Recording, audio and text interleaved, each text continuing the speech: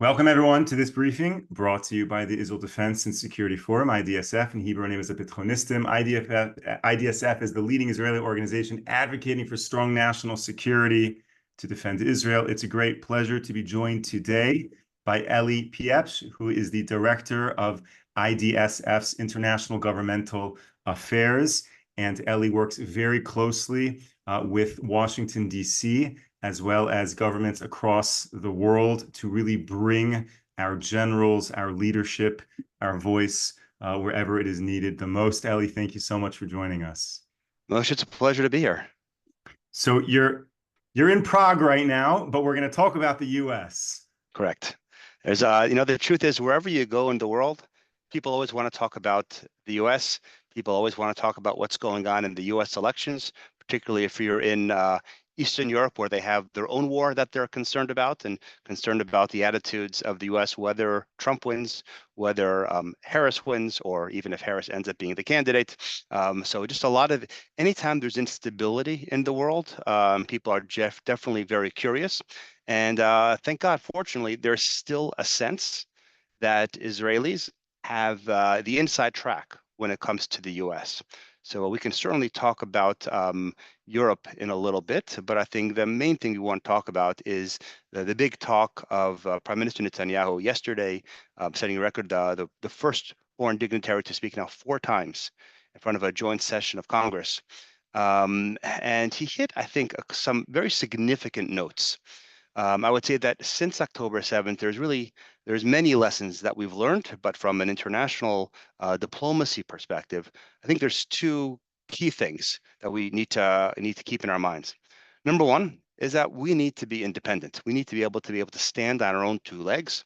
And that needs to be a driving force. It's a very significant. Anytime that we are not able to control our own destiny, that is a vulnerability. And it's a vulnerability that we always were aware of, but we thought we had a little bit more time. October 7th demonstrated that we are in negative time and we need to get onto it right away. And the second thing is that it's also important that while we're demonstrating our independence, we also need to make sure that there is a sense that the U.S.-Israel relationship is very strong. Part of the reasons why Iran thought the right time to attack us was 9 months ago, was because of all of the both the fighting within Israeli society that showed that our country was a little bit divided. There was a sense that maybe we wouldn't fight. Obviously, we had a lot of a minority, but certainly we had some loud people in the military who were saying they were not going to fight. And secondly, there was clear that there was an intentional creating distance between America and Israel by the Biden administration.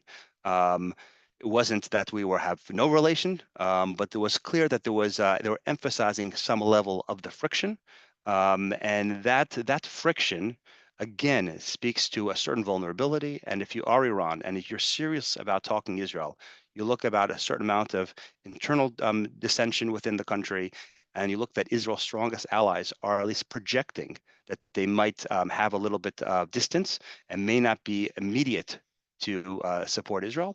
And therefore, that's a really good time to attack. We need to work back our deterrence. That primarily comes from our own actions and our own activities and our own military capabilities.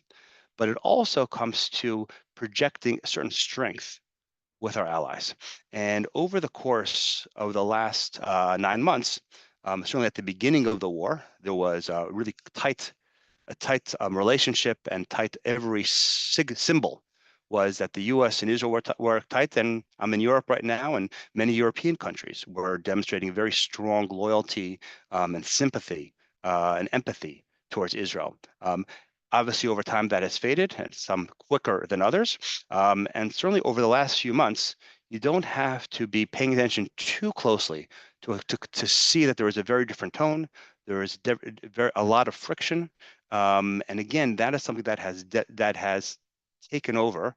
And when Prime Minister Netanyahu came yesterday and spoke before an enthusiastic crowd in Congress, it helped to put that aside, helped to demonstrate that, yes, that there are some actors who are trying to present friction, but the reality is that is not just the American public, but these American elected officials, by and large, stand not just a little bit by Israel, but very enthusiastically by Israel.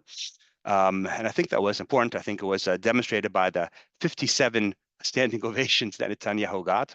You know, if you were watching it, and if you are a student or you watch American politics, something that happens pretty much every year is what's called the State of the Union address.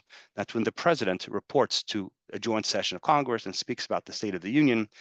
And Prime Minister Netanyahu followed the very basic model for how they construct their typical speeches, where they have a number of people that'll be in the gallery, have some visual aids, essentially, some stories that really connect. And Prime Minister Netanyahu did a masterful job bringing in hostages, families of those who died in battle, those who were injured, courage, trying to rebuild the narrative that is often lost in the media. Netanyahu is a unique personality who's able to, he's an amazing orator, an amazing storyteller, knows how to combine the two effectively well. And that was very, very credible. And it actually reminded me something that happened in the beginning of the war, because people say, you know, the prime minister, he's speaking to a joint session of Congress. The members of Congress, there are a number of Democrats who decided they are not supportive of Netanyahu speaking. They didn't even show up. And there were some of that. And people make an argument, well, what's the point in speaking to a hall, even though they are members of Congress, of people who are very, very supportive? You're just speaking to the preached. You're preaching to already the converted. What is the value of that? And as much as this audience, as the prime minister's audience was the American public, certainly American elected officials, but there was another significant audience that was, I think, very much impacted by that, and that is our enemies. It takes me back to middle of November, when we saw for the first time some very disturbing images to those of us in the West. We saw these images, and obviously those who are pro-Israel or enthusiastic, the images of the first Hamas fighters who are surrendering. And you saw these first images of them, Israeli soldiers parading them around downtown Gaza, and they were largely in their underwear.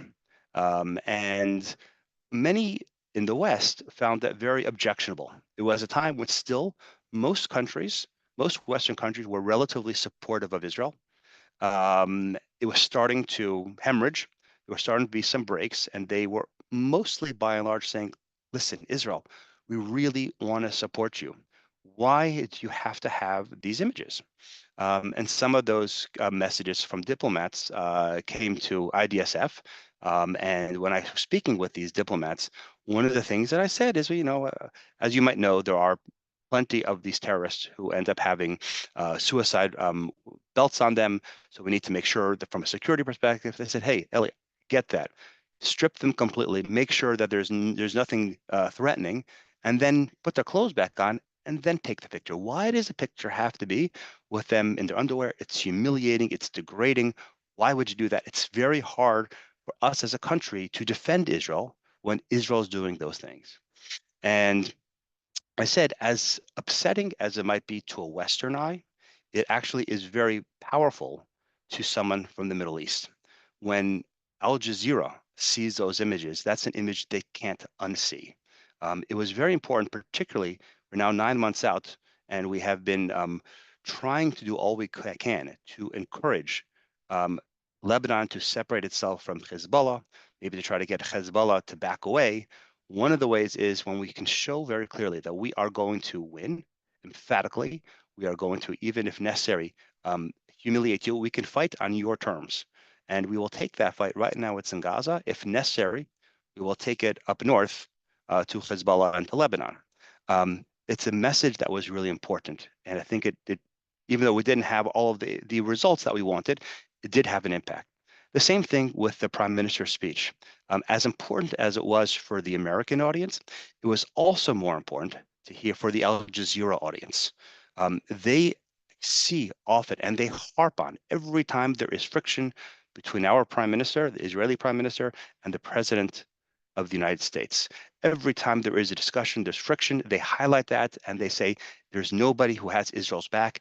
Israel is vulnerable, and they're trying to recruit more and more jihadi fighters from across the Middle East to fight against Israel. when there is a demonstration, a clear demonstration that the Prime Minister of Israel is welcomed enthusiastically, and they're up 57 times, standing up, standing down, clapping, supporting him. I think that was a very clear demonstration of the clear connection between America and Israel, something that is absolutely vital at this point for Israel's security. I would say one of the other messages.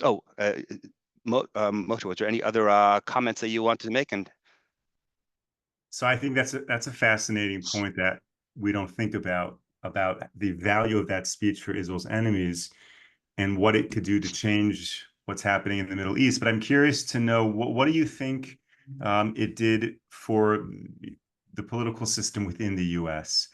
Do you think that today and in the following weeks there will be congressmen with a change of heart? Do you think there will be a base that's more motivated? What difference did it have in the States? you know, sometimes the the discussion in the States ends up going through the lens of the media, and it moves in slightly different directions, and it gets bogged into certain details which are really not irrelevant, but it's not really the key. And the Prime Minister was able to frame things, yes, he does exceptionally well, in a very clear way that I think spoke to a lot of Americans, and for Americans who wanted to tune in and wanted to hear from the horse himself, the man himself, who so much is spoken about him. He's a polarizing figure in U.S. politics. And I think that for many people who over the last few months and years have been led to see that the Prime Minister of Israel is a very polarizing, negative, almost a toxic force, I think it was really hard to see it in that way. He made a very strong case that Israel's enemies is also America's enemies. He expressed that in a number of ways. Unfortunately, our enemies tend to make that case even easier for them. Why? Because at the time that the Prime Minister was speaking, it was known, and he had mentioned that these pro-Hamas terrorist protesters were actually ripping down the American flags right nearby in Union Station, just outside of the Capitol, burning them. He also referred to how a few months earlier there had been a fraternity in the University of North Carolina where similarly pro-Hamas people had ripped down the American flags, and this fraternity was protecting the American flag. He referred to both of them, and the congressman immediately jumped out in cheering USA, USA, in a manner that you will be hearing in the next couple of days at the Olympics in France. It was like a pep rally. And all of a sudden, what was a how are we defending Israel immediately blended organically into defending the United States is exactly the tone that the Prime Minister needed to achieve. Our fight is your fight is our fight. We're all in this together. That was a message that I think the Prime Minister wants to convey both to our friends in the US, but also to our enemies. I think he did that flawlessly. And plus, on top of that, I mean, just the different personalities that he brought out at the beginning of his speech, where he talks about the heroism of our fighters. A lot of the argument against Israel is that Israel is doing things that are immoral, inappropriate, violating international law. All of that is not true. But when you bring out and bring the actual people who are the heroes, who have suffered so much and who have sacrificed so much and demonstrated real courage, I think that brought it to the fore very, very effectively. Now, the Prime Minister is set to meet with the President and the Vice President of the U.S. What do you think will come of those meetings? It's a great question. The Netanyahu was meeting with Biden, with Harris, and with Trump. It was interesting that during the speech, Netanyahu did refer to Trump significantly, talked about his surviving of the assassination attempt, and more and give him credit for the Abraham Accords. It's clear that Netanyahu is walking a very tightrope. Regardless of what happens in November, the Democrats are in charge for the next 5-6 months until January. Regardless of what happens and the vote, until January, Democrats are in charge. A lot can happen in a war in 5-6 months. A lot can happen regarding our hostages. There's a lot that can happen. It's critical that the Prime Minister maintains a good relationship with the administration, and frankly, despite the fact that there have been certainly many things the administration has done that's been problematic, there also are things the administration is doing that is beneficial. So it's critical that the Prime Minister does that. Then on the other hand, there also is, where is a strong support from Israel? It's clear the strong support from Israel is among Republicans. And I think while it's important not to make Israel a partisan issue, it is also important not to pretend that there is no partisan distinctions. And I think that also is key. As much as we want, the litmus test must be, are you supportive of Israel or not? Not to make sure that being bipartisan is more important than being supportive of Israel. And I think that is something that with the dozens of Democratic members of Congress who refuse to show, they don't want to show, they don't need to show. Let's not make a big deal about it. We have plenty of Democrats who are still supporting Israel. And certainly there is, for Republicans, it's basically knee-jerk. Just about every Republican is supportive of Israel. And I think that is that's important. When it comes to the meetings with the president and the vice president, clearly from a political perspective, the Democrats would like the war to kind of end. I think it's not so much that they want to hurt Israel, it's that they want to be focusing on their key issues. Their key issues is not foreign policy. Their key issues are more on domestic issues. But right now, this issue is so animating and it's taking all the oxygen out of the room that the Democrats have to be focusing on this issue. But it's not allowing them to really get their base activists excited for the election. And so I think it's key for them to try to move on. But that's it's a war. We don't really control it in that way. And again, the prime minister was clear on something that should be said more and more often. The war could end tomorrow if Hamas would surrender, not if there's a ceasefire, because a ceasefire just means the war is being extended. However, Hamas would surrender, then we could talk about something real. And that's if the administration wants the war to end quickly, that's where the pressure should be. And that would change things very much. Now, Elie, you have a long view on U.S.-Israel relations because you've really dedicated so much of your life to building that. I'm curious to know, when the U.S. goes into an election cycle or when there's political unrest in the U.S., what does that generally do for Israel? Does it allow Israel to escape some of the headlines and therefore they have more flexibility? Or is everything politicized and therefore Israel tends to have less support? Is there any general rules about election cycles and U.S.-Israel relations? Yeah, I would say the only general rule is that rules are meant to be broken. And I think that you particularly look at this election cycle, you have a Republican candidate who many thought he had no chance after what it was January 6th of a number of years ago. You have a Democratic situation where you have the incumbent has to leave the campaign, is still hanging on to his presidency. That may fall apart in the next few weeks as well. Very unusual set of circumstances. We have a Democratic convention in a couple of weeks, which people are sort of glossing over, but that may end up being quite a bit of disruption as well. I think with all that, as much as the situation with Israel and how Israel might be under the microscope because we've moved to a situation where within particularly the Democratic Party, there is a real desire to demonstrate that Israel is morally inferior, and that it is that a certain progressive element needs to put the handcuffs and control Israel and restrain Israel to a certain extent. Unfortunately, that is a narrative that is kind of difficult to control at this point. Why that happened over the last 7 or 8 years is a different story, but largely it's been just by enabling and welcoming the BDS narrative as an acceptable discussion. Over time, it began to be kind of normalized and taken for granted that maybe Israel is doing a lot of stuff inappropriately, and therefore Israel no longer has the benefit of the doubt.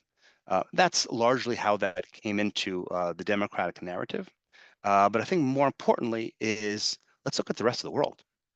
If I'm Iran, and again, Iran's looking for the best situation to ramp up attacks on Israel.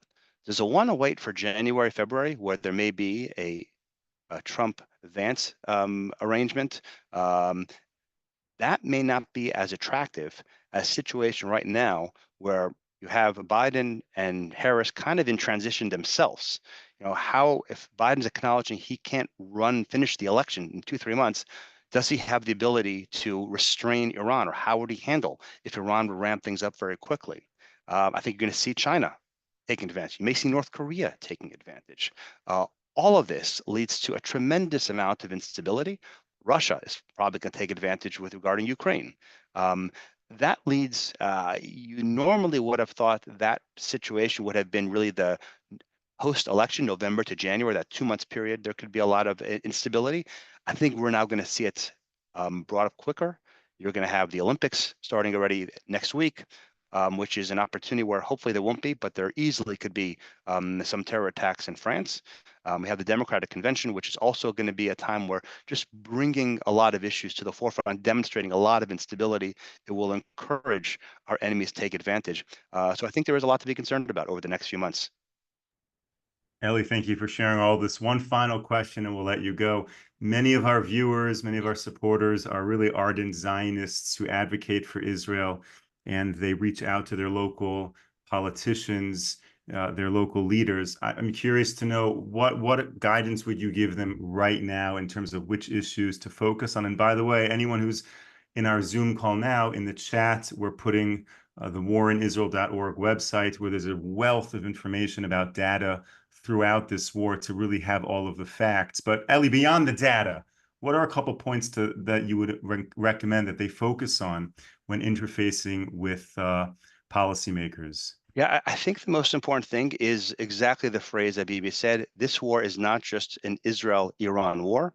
It has great global implications, and it has American implications. You see the rise of anti-Semitism, which is very much connected with October 7th, so it actually has a very acute impact on the American Jewish community.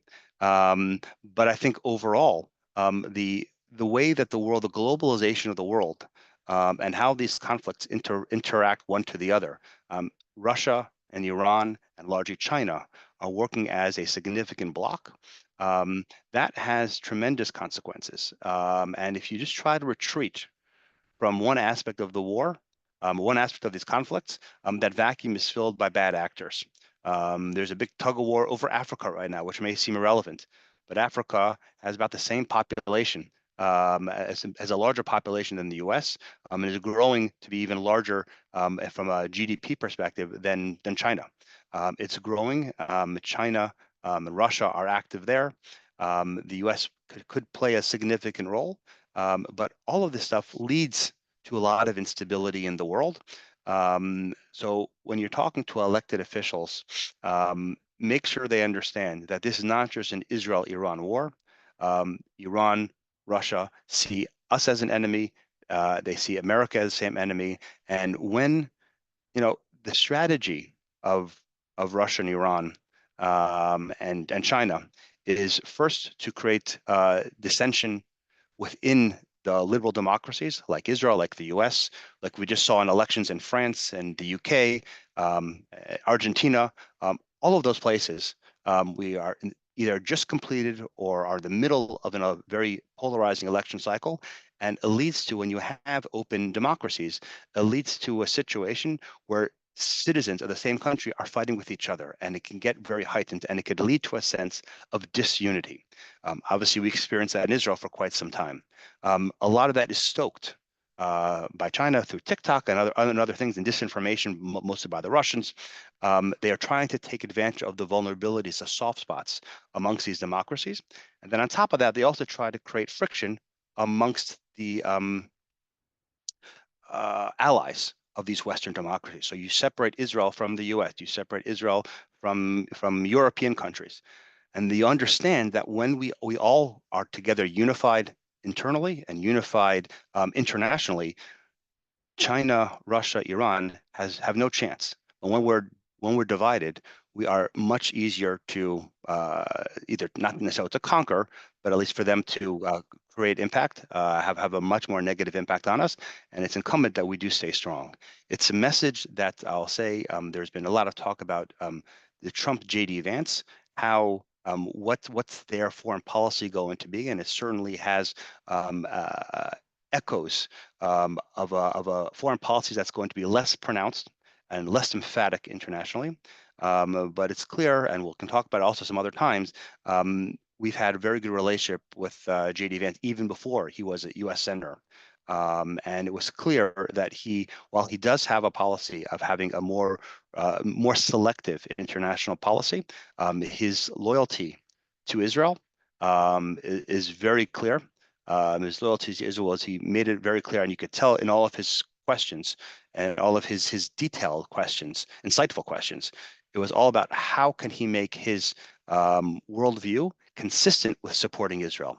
That's something that I think we feel hopeful. Regardless of what the results are in November, ultimately it's up to Israel to be strong for itself. We will always want to have allies, but ultimately it is up to us to be independent. Elie Pierprz, IDSF, Director of International Governmental Affairs, thank you so much for sharing all of this with us. Thank you to all of our viewers and supporters for tuning in to this briefing. We will be back with you next week, Monday, 10 a.m. Eastern Time, 5 p.m. here in Israel. Elie, stay safe during your travels in Europe. And everyone else should stay safe, stay strong. We'll see you next time. Take care. Thank you. Bye-bye.